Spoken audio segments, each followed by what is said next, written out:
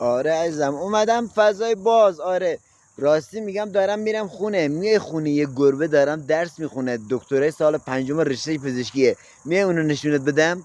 کثافت بیشور، فکر کردی من گول میخورم؟ آخه چه گربه یه دیدی دکتر بشه، چه گربه یه دیدی درس بخونه؟ الو خدافظ بای.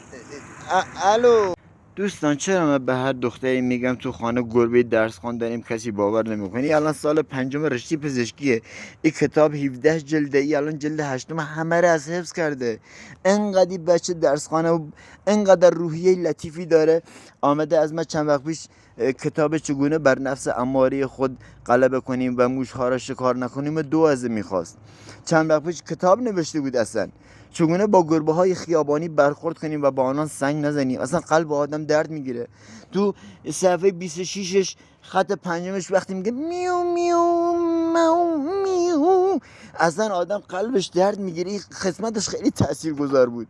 خلاصه دوستان این گربه ماست. اگه خواستید ببینید برای بازدید عدد 1 را به دایرکت شیطان گولم زد و برای لغو درخواست عدد 11 را ارسال نمایید. با تشکر.